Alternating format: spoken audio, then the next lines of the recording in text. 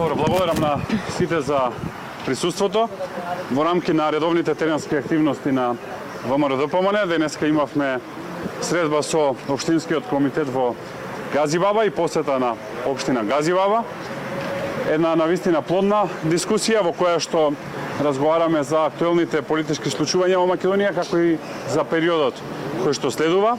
Она што можам да го кажеме дека во Газибаба имаме едно исклучително добро опозиционо расположение, едно расположение про ВМРО-ДПМН и очекуваме убедлива победа на престојните локални избори и градоначалникот да биде повторно од ВМРО-ДПМН. Знаете дека мнозинството во Советот и во овој состав е предводено од ВМРО-ДПМН, но после локалните избори очекуваме победа за градоначалник и Општина Газибаба да ја води градоначалник од ВМРО-ДПМН, кој што тя реализира програмата која што заедно со граѓаните веќе ја спремаме и која што треба да даде одговори на клучните прашања за живењето во Општина Газибаба и да стави крај и стоп на криминалните политики кои што ги води актуелниот градоначалник, пред се во делот на урбанизацијата, но исто така и во делот на заштита на животната средина, затоа што во моментов има неколку иницијативи за изградба на загадувачка индустрија тука во непосредна близина на местото на кое што сме,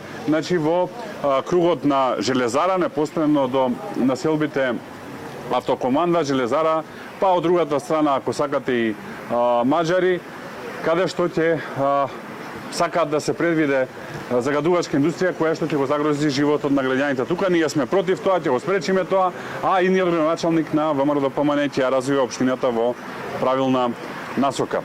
И исто така разговараме за проектите кои што се потребни за периодот кој што доаѓа и на ниво на Газибаба и на ниво на град Скопје и очекуваме победа исто така и за градоначалник на град Скопје. Ќе застанам тука, повелете доколку има прашања на темата и секако надвор од темата. Господин Николовски, вие како партија веќе предупредувавте за велепредавство во однос на преговорите на власта со Бугарија. Тамошните медиуми веќе шпекулираат што било понудено на маса. Едно од тие тези веќе вие ги обзнанивте. Не добивме позитивен резултат од таму. Што да очекува Македонија во вакви услови? Па со Зоран Заев може да очекува само национални предавства, ова не е ништо ново и не е нешто што се случува од вчера. Гледате дека Зоран Заев нема граница, нема лимит во делот на националните предавства. И исто така се води еден крајно нетранспарентен процес, еден процес во кој што јавноста не добива никакви информации од страна на македонската влада. Напротив, информациите стигаат или од бугарска страна или како шпекулации.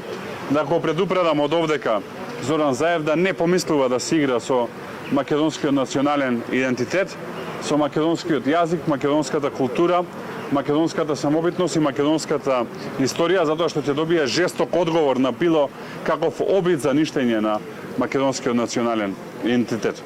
Во исто време, гледате дека тие на кои што им коленичи, како што самите велат, и на кој што е спремен да им попушти се, знаат со кого имаат работа и не се ни обидуваат да скријат дека не го почитуваат.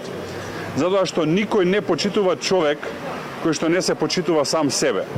Никој не почитува човек кој што е спремен себе си национално да се избрише, па така од Бугарија стигаат изјави дека се свесни дека оди во Бугарија со цел да може да манипулира наследните избори и дека тие нема да го дозволат тоа како Бугарија да бидат вовлечени во избори во Македонија. Велат нели прозаично дури и Охрид да ни го даде нема да подпишеме и да попуштиме. А од друга страна гледаме врвни интелектуалци кои што велат дека не е точно дека Бугарија ништо не направила за Зоран Заев.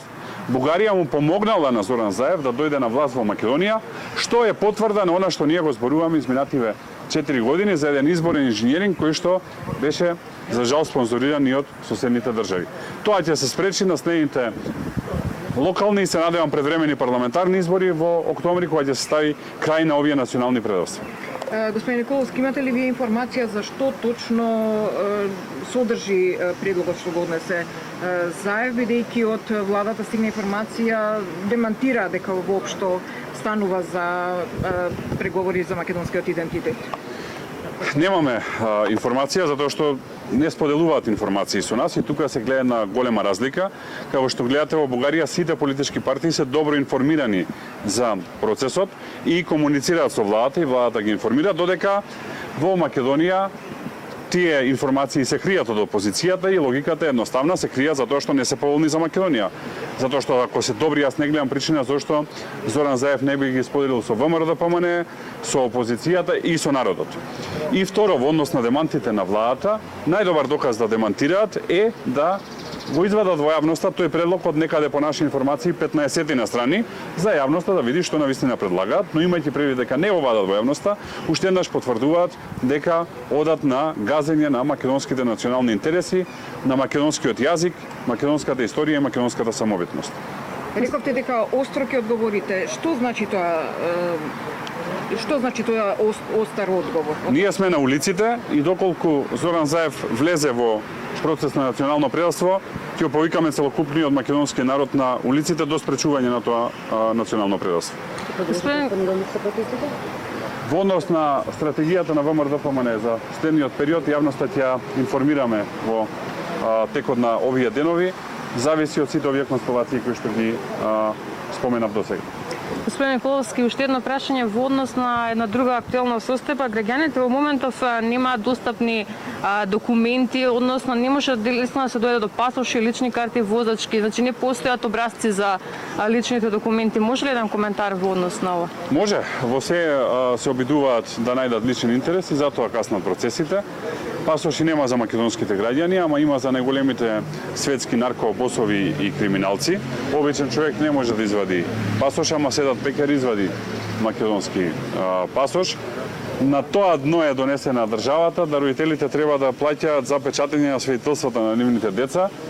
Од една страна, од друга страна говорат за некои си големи проекти за дигитализации, таблети, компјутери и така натака во услови кога едно обично свидетелство не можат да издадат на децата, што ја покажува целосната неспособност и корумпираност на оваа влада. Господин Николовски, еве најавена е нова еколошка такса на горивата, изнесува некада 4,13 денари. Еве вие сте пратеник, дали конкретно е стигнат било каков предлог во македонското собрание? Значи, интересно е како ги бираат зборовите. Во конкретниот случај, поскапувањето на бензинот и на дизелот се решија да го крстат како еколошка такса. Јас повеќе би рекол дека е данок во крв, отколку дека е еколошка такса, затоа што се цица крвта од македонскиот народ и од граѓаните на Македонија.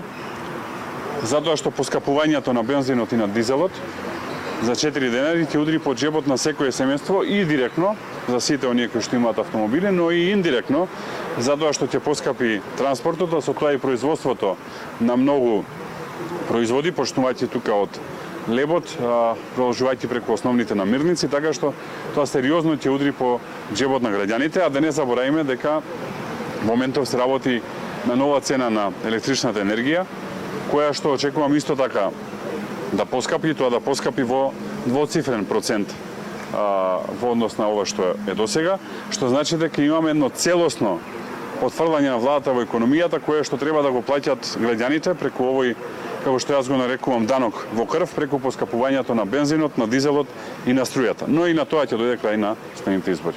Имајќи предвид дека ни доаѓаат избори локални, а ситуација со сите документи е таква каква што е, колку е реално да се очекува дека ќе се набават тие оттисоци за отпечаток од прст, бидејќи вие тоа го поставивте како услов за изборите, меѓутоа имајќи предвид дека ние лични карти не може да извадиме, ќе ги менувате позициите или ќе стоите цврсто? За нас почитувањето на законот нема алтернатива.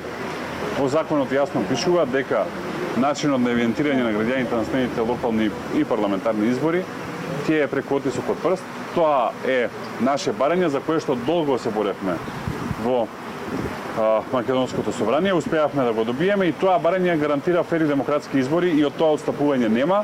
Има доволен временски период да се набават овие машини од страна на Државната изборна комисија и да се реализира. Отстапување нема и простор за образложение нема, ставот на ВМРО-ДПМНЕ е ист. Локални избори и евентуални парламентарни со оттисок од прст.